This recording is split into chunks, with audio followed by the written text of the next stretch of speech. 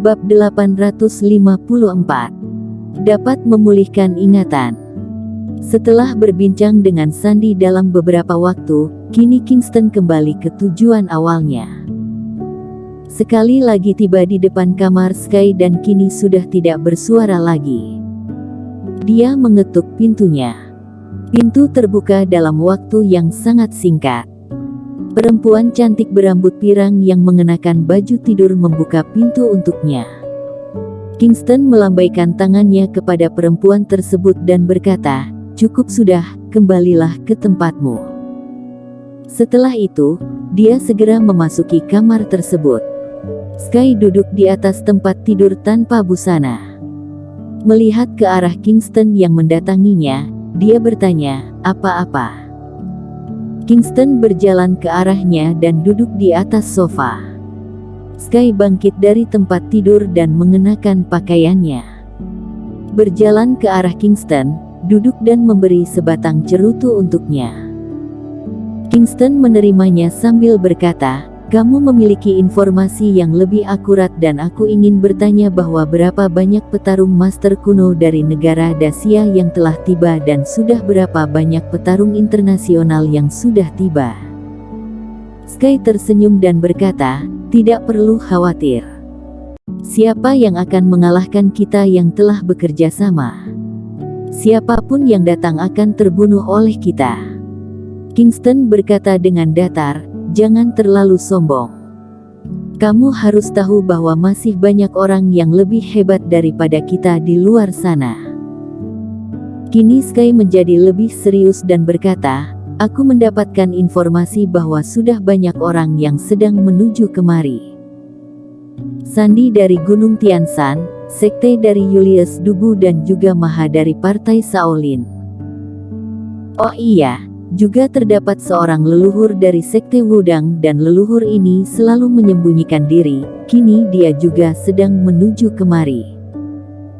Namanya adalah Rudy, orang yang sudah ada sejak 200 tahun yang lalu, memiliki kekuatan yang sangat tinggi, sekitar kurang lebih tanggal 5 hari. Selain itu, juga terdapat kakek kamu yaitu Marco. Dan juga Jack yang pernah pergi bersamamu ke makam kaisar pertama kemarin waktu. Intinya adalah hampir semua petarung hebat yang terkenal di negara Dacia sedang menuju kemari dan petarung internasional yang berhak selain Tai dari Partai Tai. Yang tersisa hanya suku serigala, selebihnya hanyalah beberapa karakter kecil saja." Sky memberitahu secara singkat para petarung yang akan datang. "Alangkah baiknya jika kita menyebutnya sebagai perebutan pertama negara Dacia, karena jika menjadi peringkat pertama negara Dacia, itu berarti sudah menjadi peringkat pertama dunia." Kingston merasa sedikit agak lega setelah mendengar perkataan Sky. Tidak satu pun yang hebat di antara orang-orang yang telah disebutnya. Tetapi Sky berubah menjadi lebih serius. "Aku merasa sedikit tidak beres." Kingston melihatnya dengan wajah terbengong sambil bertanya, "Apa yang tidak beres?" Sky berkata, "Sesuai dengan yang aku tahu, klan darah memiliki banyak petarung hebat yang memiliki kekuatan yang seimbang dengan kita. Tetapi kenapa kali ini mereka ingin menyerahkan darah naga tersebut? Klan darah bahkan tidak perlu melakukan hal ini, karena jika menggabungkan seluruh kekuatan dari petarung master kuno di negara Dacia juga tidak akan mengalahkan klan darah." Oh ya, Kingston tidak percaya. Apakah klan darah sehebat itu? Menggabungkan seluruh kekuatan dari petarung master kuno di negara Dacia juga tidak akan mengalahkan klan darah. Tentu saja. Sky berkata, "Klan darah sudah mendapatkan darah naga pada 1300 tahun yang lalu. Darah naga juga akan membuat orang memiliki kehidupan kekal, meskipun hanya satu orang dari mereka yang akan memiliki kehidupan yang kekal. Coba kamu pikirkan, akan sehebat apakah seseorang yang telah berlatih dalam waktu ribuan tahun lamanya?" Kingston menjadi sedikit khawatir setelah mendengar perkataan Sky. Jika benar seperti itu, maka klan darah benar memiliki sebuah perencanaan yang terahasiakan. Dia melihat ke arah Sky dan bertanya, jadi apa yang harus kita lakukan sekarang?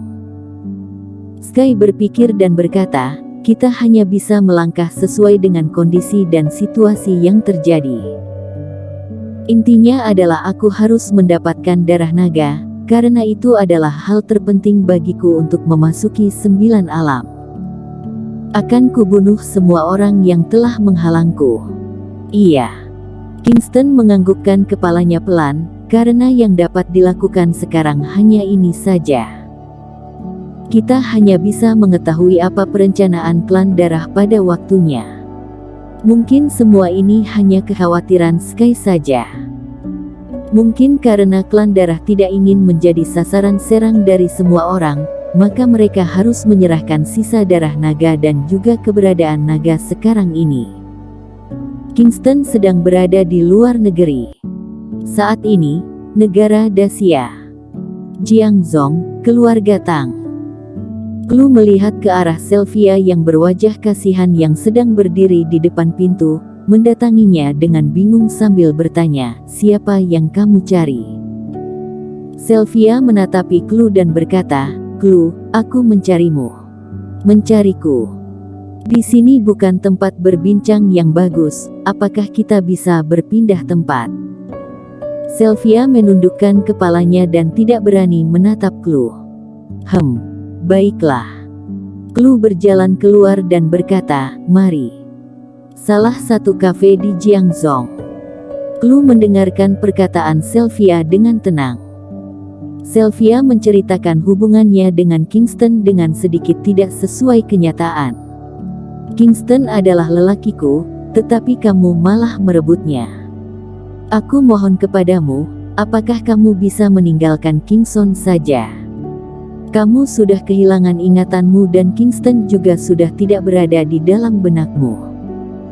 Dapatkah kamu untuk tidak merebut lelaki denganku lagi? Clue mengkerutkan keningnya.